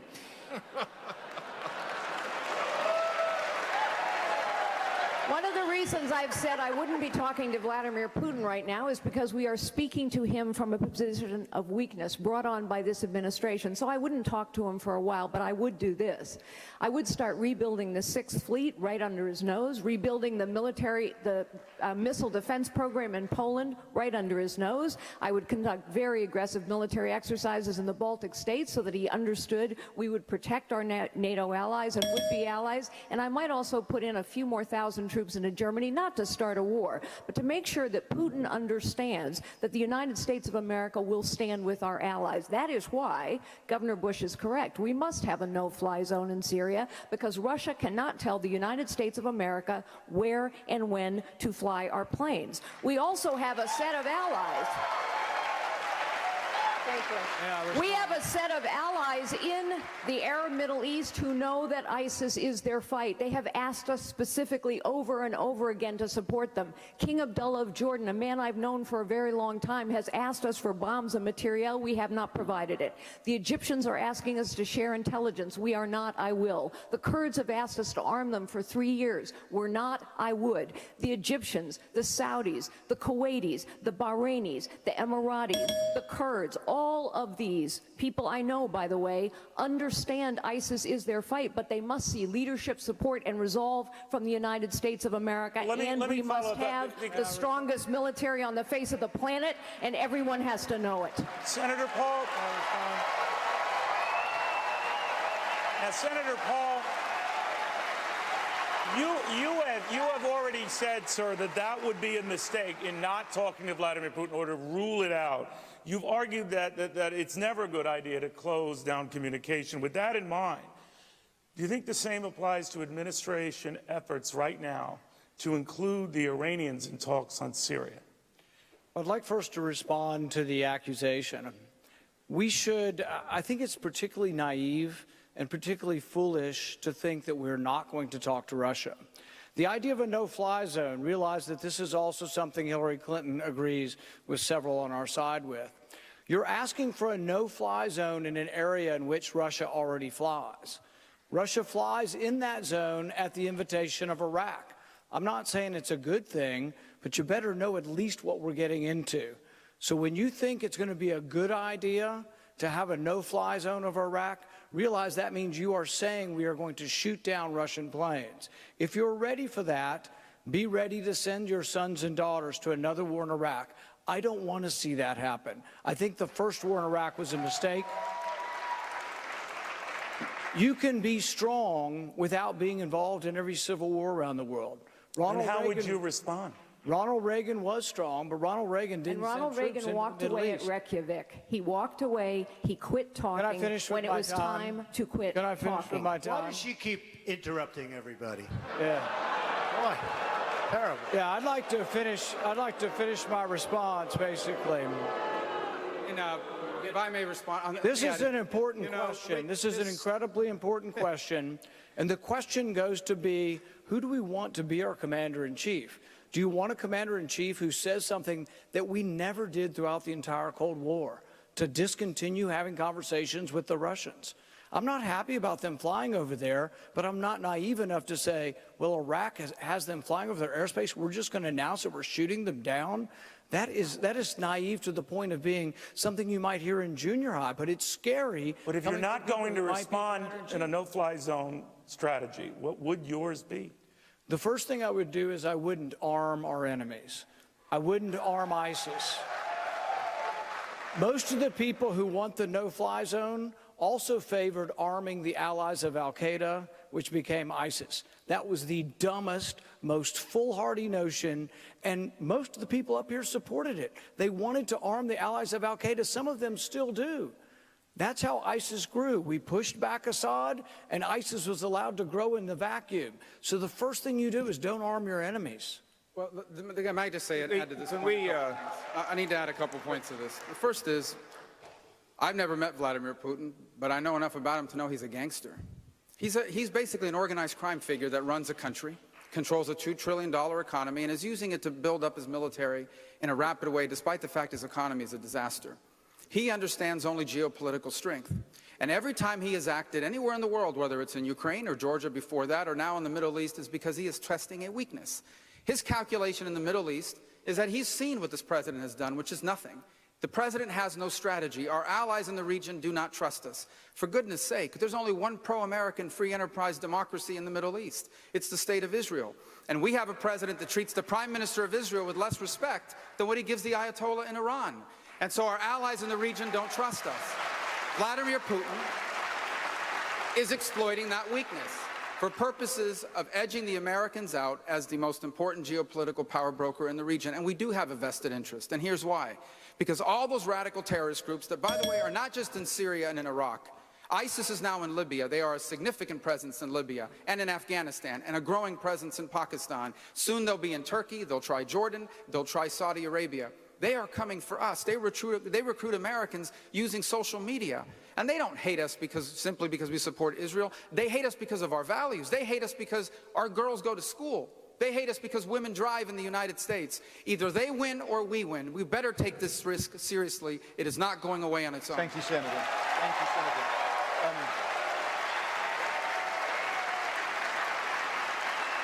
Senator. Governor Kasich, I want to ask you about China. In particular, hundreds of American companies have been subjected to cyber attacks from the Chinese military. Yet state-backed Chinese companies are growing their presence in the United States. Chinese investments in the US, which were nearly non-existent a few years ago, are now over $50 billion. And as my newspaper recently reported, Chinese companies are planning to bid for one of the largest hotel chains in the United States. what would be the largest ever Chinese takeover of a US company. Would you stop them? Let me tell you this, Mr. Baker. In terms of the cyber attacks, we have the capability to not only have a defensive posture, but also to make it clear to people that if you attack us with cyber attacks, we will destroy the mechanisms that you're using to attack us. I want to give you a little trip around the world. I served on the Defense Committee for 18 years. In the Ukraine, arm the people there so they can fight for themselves.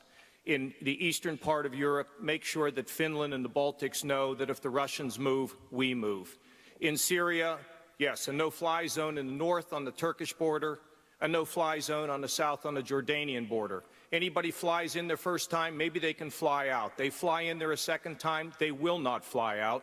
And it also becomes a sanctuary for the people to be, and it also sends many messages in the Middle East that we're still involved. Saudi Arabia, cut off the funding for the radical clerics, the ones that preach against us, but they're fundamentally our friends. Jordan, we want the king to reign for 1,000 years. Egypt, they've been our ally and a moderating force in the Middle East throughout their history.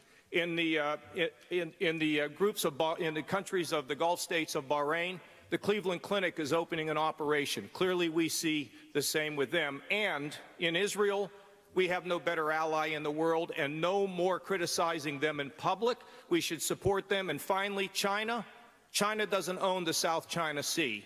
And I give the President some credit for being able to move a naval force in there to let the Chinese know that we're not going to put up with it anymore. And in the trade agreement, the TPP, it's critical to us, not only for economic reasons and for jobs, because there's so many people who are connected to getting jobs because of trade, but it allows us to create not only economic alliances, but also potentially strategic alliances against the Chinese. They're not our enemy, but they're certainly not our friend. And finally, I will say to everybody in this room, we've been talking about taxes and economics.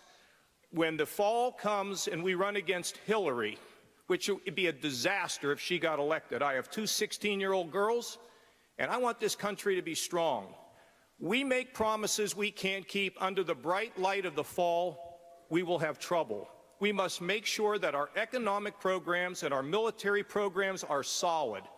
I served in Washington as the chairman of the Budget Committee, and we got the budget balanced, and in Ohio as the CEO, and guess what?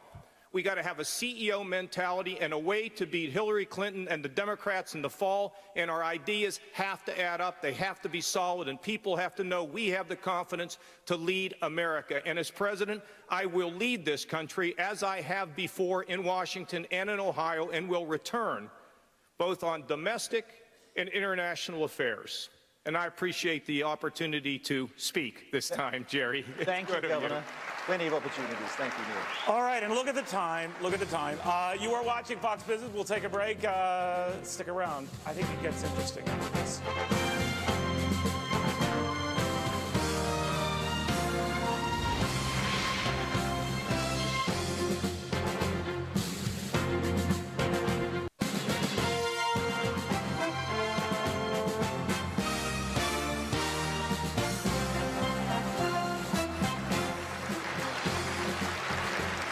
Welcome back to the Republican presidential debate, live from Milwaukee. Now, let's get straight back to the questions. Governor Bush. Governor, Hillary Clinton recently said that if we had another financial crisis like the one in 2008, she wouldn't bail out the banks. Would you? We shouldn't have another financial crisis. What we ought to do is raise the capital requirements so banks aren't too big to fail. Dodd-Frank has actually done the opposite. Totally the opposite, where banks now have higher concentration of risk and assets, and the capital requirements aren't high enough. If we were serious about it, we would raise the capital requirements and lessen the load on the community banks and other financial institutions. This vast overreach has created a huge problem for our country, and Hillary Clinton wants to double down on that. I was in Washington, Iowa, about 3 months ago, talking about how bad Washington, D.C. is. It was, get the kind of the, anyway, we had, and I talked to a banker there. This is a bank that had $125 million of assets, 4 branches. Their compliance costs because of Dodd-Frank went from $100,000 to $600,000 in a 2-year period. The net effect of that is, and they had not one loan that went bad during the financial crisis. They knew their borrowers. They gave back to the community. They were engaged in the community. And imagine America without its community banks. Well, that's what's happening because of Dodd-Frank. That's my worry. My worry is that the real economy has been hurt by the vast overreach of the Obama administration. And Hillary Clinton, she wants to double down on that. She wants to create even more so. She is a captive of the left of her party to the point now where she was for the trade agreement in the Pacific Agreement. Now she's against it. She was hinted she was for the XL pipeline. Now she's opposed to it. All the things that would create sustained economic growth, she's now doubling down against it. Governor, but can I just quickly say, you can't seriously guarantee that there won't be another financial crisis, can you? If you could, if you were serious about it. There'll never be another financial crisis? No, I can't say that, but I can say if you created higher capital requirements, that's the solution to this. Not having concentration of assets, the bigger banks now have more and more control over the financial assets of this country, and that is the wrong approach to take. Dr. Carson, if I may, just on that point, despite measures taken, as the governor says, since the crisis to make the financial system safer, the major banks in the US, many of them are actually bigger than ever. Assets held by JP Morgan Chase, for example, the very largest bank, have increased by nearly 40% to over $2.6 trillion. Do you think JP Morgan and the other big banks should be broken up? Well, I think we should have policies that don't allow them to just enlarge themselves at the expense of smaller entities. And certainly some of the policies, some of the monetary and Fed policies that we're using makes it very easy for them. Makes it very easy for the big corporations, quite frankly, at these very low interest rates to buy back their stock and to drive the price of that up artificially. Those are the kinds of things that led to the problem in the first place.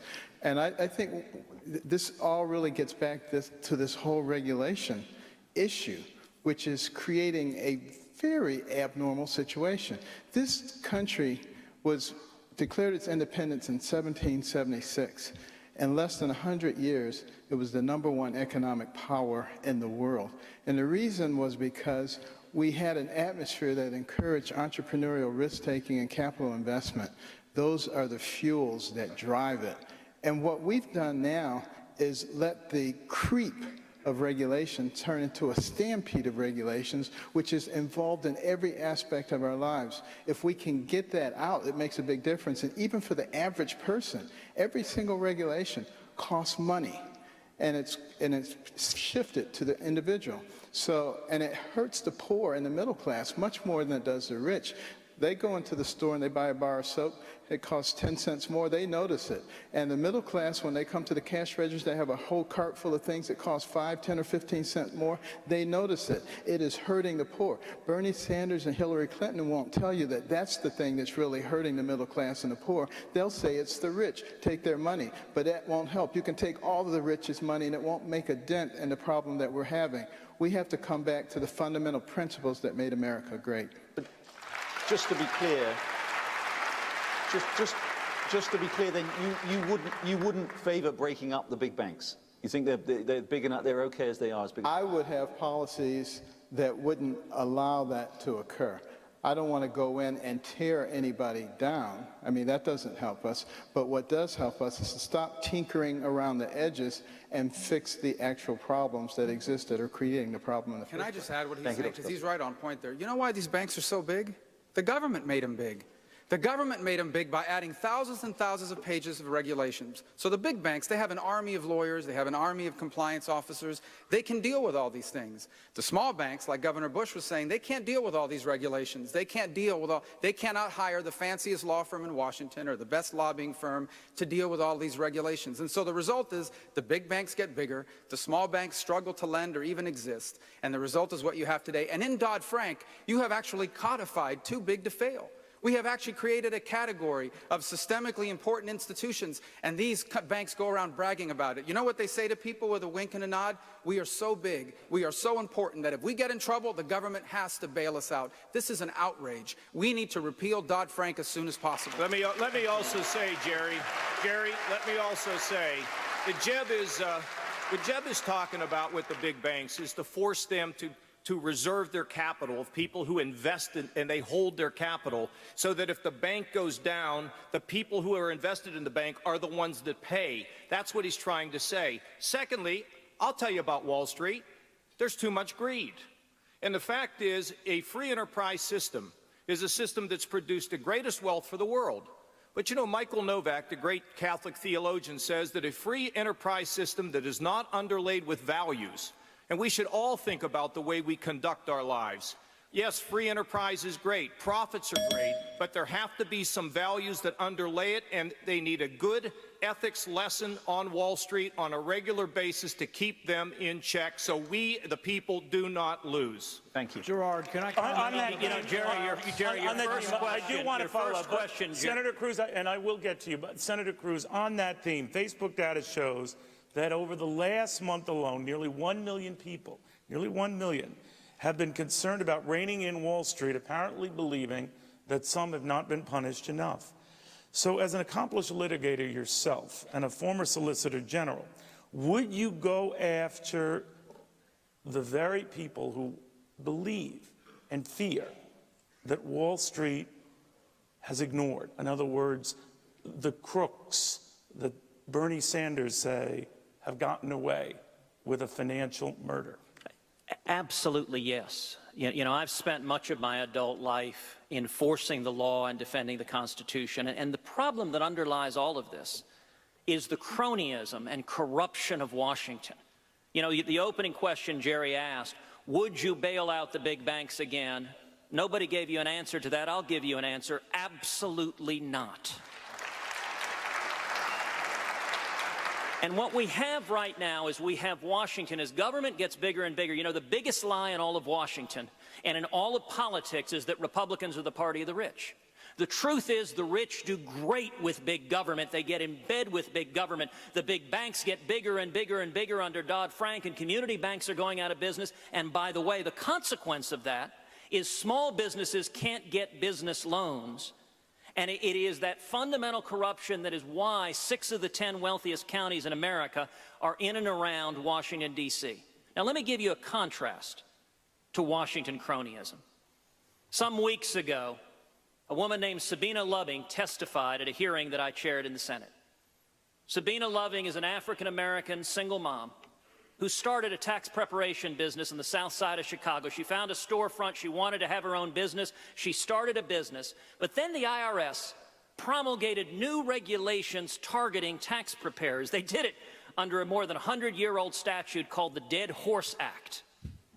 Now, this statute and the IRS, in classic Washington crony fashion, had exemptions for lawyers and big fancy accountants, but Sabina had to pay $1,000 an employee. It would have driven her out of business, and Ms. Loving sued the IRS. She took the Obama IRS to court, and she won, and they struck down the rule for picking the big guys over the little guys. Senator, Senator, I really want to be clear here. Are you saying, sir, that if the Bank of America were on the brink, you would let it fail? Yes. Now, let's be clear. There is a role for the Federal Reserve.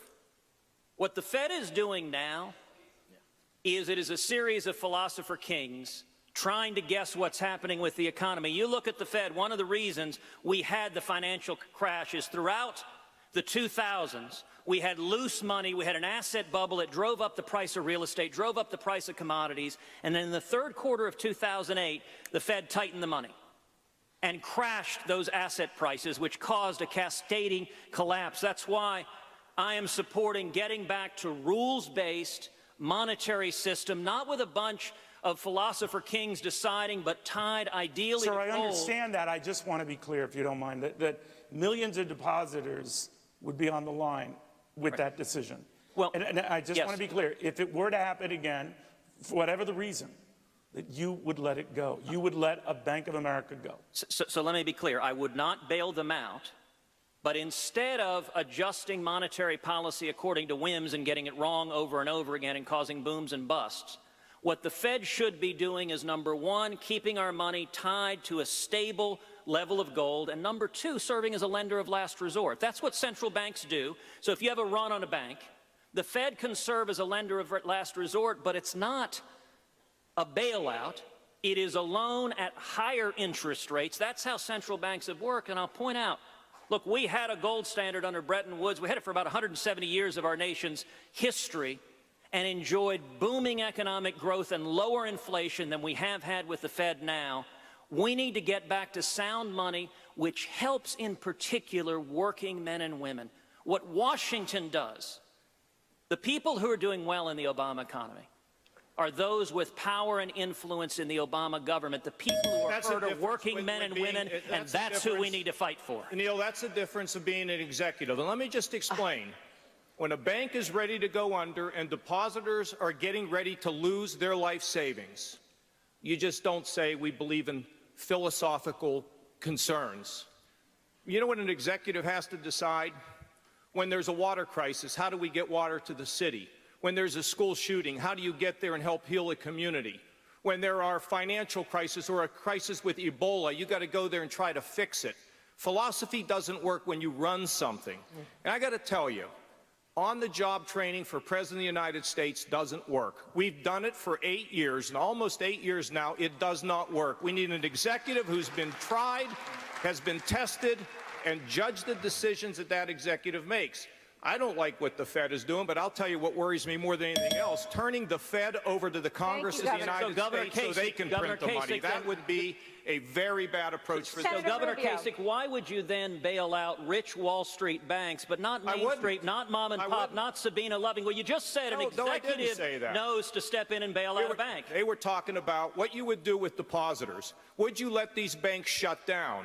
My argument is going forward, the banks have to reserve the capital so that the people who own the capital start pressuring the banks to not take these risky approaches, Ted. But at the end of the day... So you said you'd abandon philosophy and abandon principle, but what would you do if the bank was failing? Because if during... What would you do if the bank was failing? I would not let the people who put their money in there all go down. So you would bail them out? No. As an executive, I would figure out how to separate those people who could afford it versus those people who are the hard-working folks who put their money in those institutions. Let me say another thing. Here's what I mean by that. When you are faced in the last financial crisis with banks going under, and people who put their life savings in there, you got to deal with it. You can't turn a blind eye to it. Now, going forward, that's one thing. If you had another financial crisis, perhaps there would be an effort to make sure that we do. Could I just say, as a chief executive who's had to make tough calls to save jobs and to grow jobs, I think what's interesting about Dodd-Frank is it's a great example of how socialism starts. Socialism starts when government creates a problem and then government steps in to solve the problem. Government created the problem. Government created the problem of a real estate boom. How did we create it? Under Republicans and Democrats alike, Fannie Mae and Freddie Mac, everybody gathered together, Republicans and Democrats, and said home ownership is part of the American dream. Let's create a bubble. And then government stepped in. By the way, under President George W. Bush, banks were encouraged, really, to buy other banks, to take money. And now what do we have with Dodd-Frank? The classic of crony capitalism. The big have gotten bigger. 1,590 community banks have gone out of business. And on top of all that, we've created something called the Consumer Financial Protection Bureau, a vast bureaucracy with no congressional oversight that's digging through hundreds of millions of your credit records to detect fraud. This is how socialism starts, ladies and gentlemen. We must take our government back.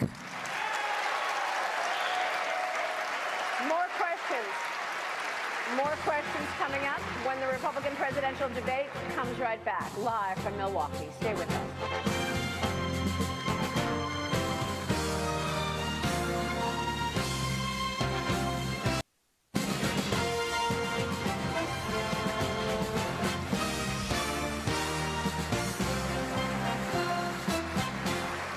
Welcome back to the fourth Republican presidential debate. Senator Rubio, Hillary Clinton is the clear front runner for the Democratic nomination. If she is indeed the nominee, you will be facing a candidate with an impressive resume. She was the First Lady of the United States, a U.S. Senator from New York, and Secretary of State under Barack Obama. She has arguably more experience, certainly more time in government, than almost all of you on stage tonight. Why should the American people trust you to lead this country, even though she has been so much closer to the office? Well, that's a great question, and let me begin by answering it.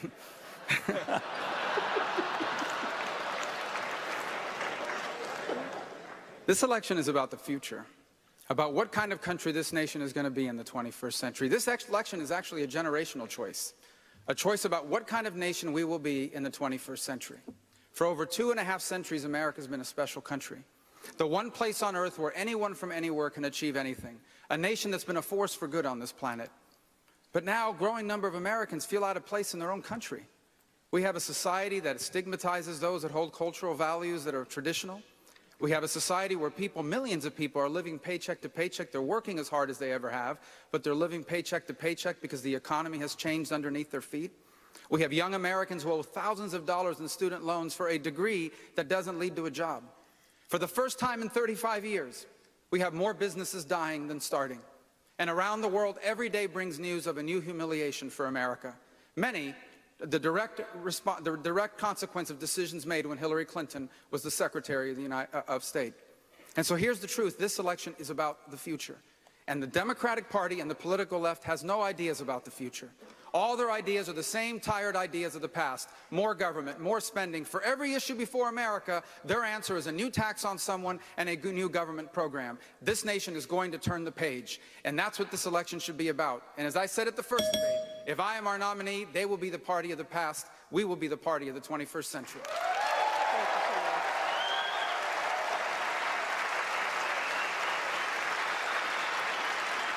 And Maria, I will note, she's got a lot of experience, but her policies have proven disastrous. If you look at foreign policy, every region on the world has gotten worse. Under her leadership, we abandoned the nation of Israel. Under her leadership, radical Islamic terrorism has been under the rise. Under her leadership and Obama's leadership, Iran is getting $100 billion and on the verge of getting a nuclear weapon. Everything she's put her hand to is touched. And when we talk about the cronyism of Washington, Hillary Clinton embodies the cronyism of Washington. And I'll give you an example of that, which is the congressional exemption from Obamacare, which is fundamentally wrong. And I'll tell you this, if I'm elected president, I will veto any statute that exempts members of Congress. The law should apply evenly to every American. Thank you. All right, I think it's fair to say you're not fans of Hillary Clinton's resumes. All right, Mr. Trump. We are not. I had a feeling. As perhaps the most successful capitalist on this stage tonight, you've acknowledged that some give capitalism a bad name. You've been particularly critical of businesses that find all sorts of ways of paying their taxes by keeping money abroad. But your own plan includes an incentive to bring that more than $2 trillion home. Isn't that like a one-time bounty? No. Some of the guys you've all but called pirates, so they still keep the loot and pay only a small price to bring it back. Well, what's happening right now, Neil, is something that has not been a subject of conversation by politicians, as primarily the only politician, I guess, other than Carly on the stage. They haven't talked about a corporate inversion. Now, corporate inversion, companies are leaving. You know, we used to leave New York to go to Florida. We got better taxes. We got maybe something else. Now they're leaving the United States to go to other countries. They have trillions of dollars in those other countries. They're going for two reasons. They can't get their money back in. It's something where the Democrats and the Republicans both agree. It's the only thing I can think of. They both agree. Let the money come back in. 3.5 years, they still can't make a deal. They can't get the money in. It's probably $2.5 trillion, but I think it's much more than that. All of that money could come right in and be used to rebuild our country and investments in our country. They can't do it. What we have to do, and what I've done, is made the tax rate, and one of the reasons they don't bring it in, the tax is so obnoxious, they can't do it. I made it a 10% number, as you know. I've been very highly praised for it. A lot of money's going to come back in. We're going to get rid of the bureaucratic problems and roadblocks, because that's also a problem. And we're going to have all of this money pour back into the United States. It's going to be used to build businesses, for jobs, and everything else. And as I say, my expression is, let's make America great again. Senator Paul, you were one of 15 Republicans to vote for an amendment which states that human activity contributed to climate change. President Obama has announced an aggressive plan to cut carbon emissions. At the same time, energy production in America has boomed. Is it possible to continue this boom and move toward energy self-sufficiency while at the same time pursuing a meaningful climate change program? The first thing I would do as president is repeal the regulations that are hampering our energy that the president has put in place, including the Clean Power Act. While I do think man may have a role in our climate, I think nature also has a role. The planet's 4.5 billion years old. We've been through geologic age after geologic age. We've had times when the temperature's been warmer. We've had times when the temperature's been colder. We've had times when the carbon in the atmosphere has been higher. So I think we need to look before we leap. The president's often fond of saying he wants a balanced solution. But really, we do need to balance both keeping the environment clean. We will have some rules for that. But we got to balance that with the economy. He's devastated my state. I say the president's not only destroying Kentucky, he's destroying the Democrat Party down there because nobody wants to associate with him. So what we really need is somebody that understands that we do need energy of all forms. And that means we will have solar and wind and hydro, but we will still have coal and we still will have natural gas. And we've got to have an all-of-the-above policy.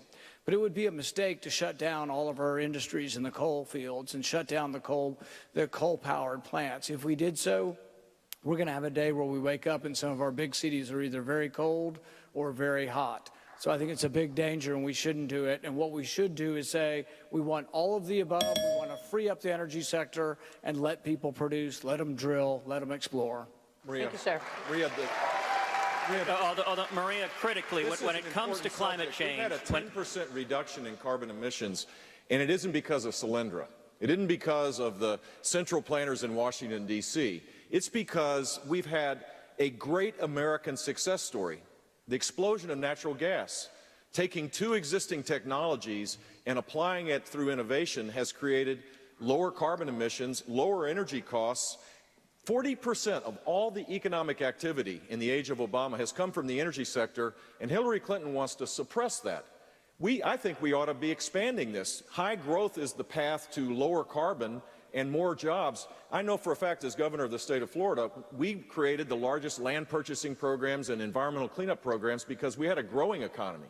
Our revenues were growing at 4.4%. It allowed for resources to be able to protect the natural systems. We got to get to a conservation environmental policy that goes beyond just carbon. All right, I know you want to talk, and I know you want to talk, but we also promised to get people home tonight, and we are going to take a quick break here. I think it is fair to say at this juncture that you can discuss business issues and only business issues and still keep it interesting. Stick around. These candidates' closing statements.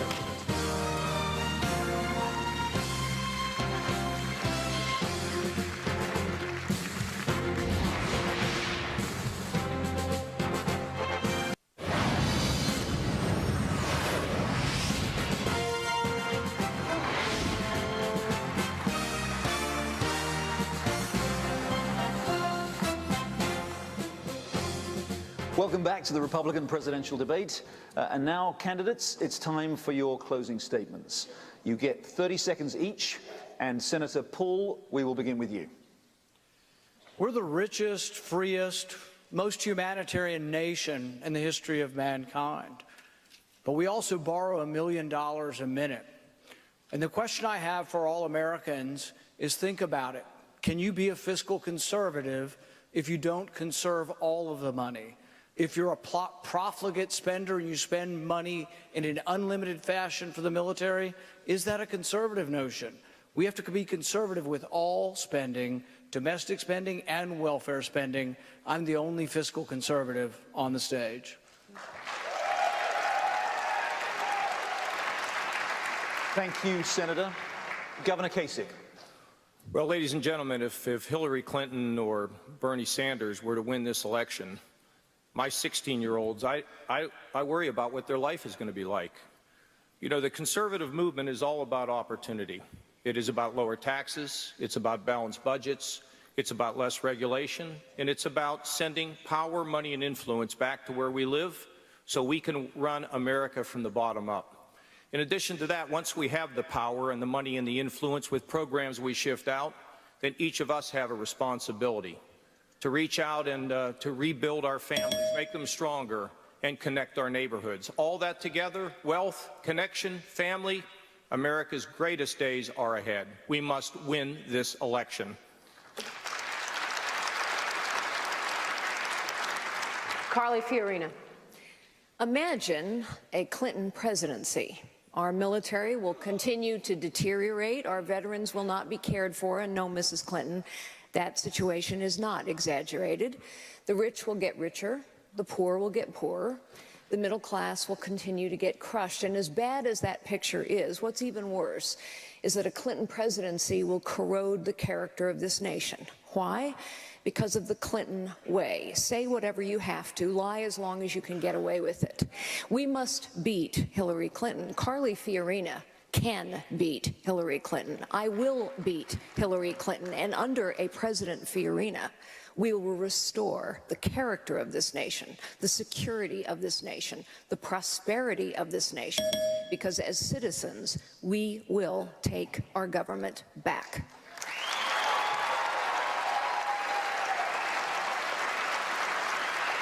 Former Governor Jeb Bush. Jane Horton is sitting with my wife here today. Her husband, Chris, was killed in action in Afghanistan. And Jane spends her time now defending and fighting for military families. They're both heroes. I don't think we need an agitator-in-chief or a divider-in-chief. We need a commander-in-chief that will rebuild our military and restore respect to our veterans by revamping and fixing a broken Veterans Administration. That's my pledge to you. I ask for your support. Thank you. Senator Ted Cruz. 58 years ago, my father fled Cuba. As he stood on the deck of that ferry boat with the wind and salt air blowing, he looked back at the oppression and torture he was escaping. And yet he looked forward to the promise of America. His story is our story. What ties Americans together is we are all the children of those who risked everything for freedom. America is in crisis now. I believe in America, and if we get back to the free market principles and constitutional liberties that built this country, we can turn this country around. I believe that 2016 will be an election like 1980, that we will win by following Reagan's admonition to paint in bold colors, not pale pastels. We're building a grassroots army. I ask you to join us at tedcruz.org, and we the people can turn this nation around. Senator Marco Rubio. The story of America is an extraordinary story. It is the story of a nation that for over 2 centuries, each generation has left the next better off than themselves. But now, because Washington is out of touch, through the fault of both political parties, for the first time in our history, that is in doubt.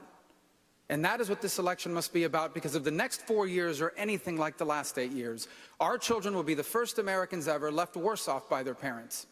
This election is about making a different choice, about applying our principles of limited government and free enterprise to the unique issues of our time. And if we do, we will not just save the American dream, we will expand it to reach more people and change more lives than ever before.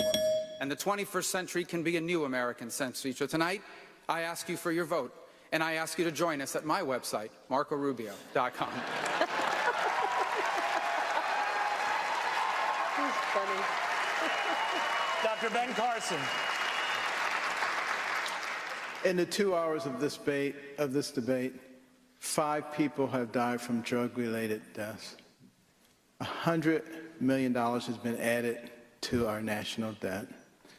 200 babies have been killed by abortionists. And 2 veterans have taken their lives out of despair. This is a narrative that we can change. Not we the Democrats, not we the Republicans, but we the people of America, because there is something special about this nation. And we must embrace it and be proud of it and never give it away for the sake of political correctness. Donald Trump. Thank you.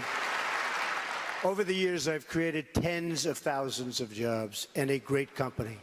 It's a company I'm very proud of, some of the most iconic in the world. And I will tell you, I don't have to give you a website because I'm self-funding my campaign. I'm putting up my own money. I want to do something really special. I want to make our country greater than it's ever been. I think we have that potential. We cannot lose this election. We cannot let Hillary Clinton, who is the worst Secretary of State in the history of our country, win this election. We will fight, we will win, and we truly will make this even more special. We have to make it better than ever before, and I will tell you, the United States can actually be better than ever before. Thank you.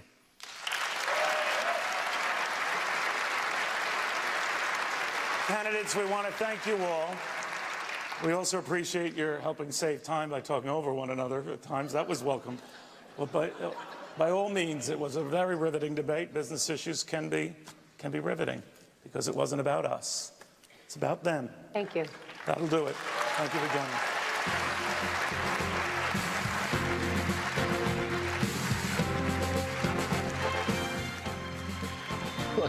The final debate of this debate night on the Fox Business Network.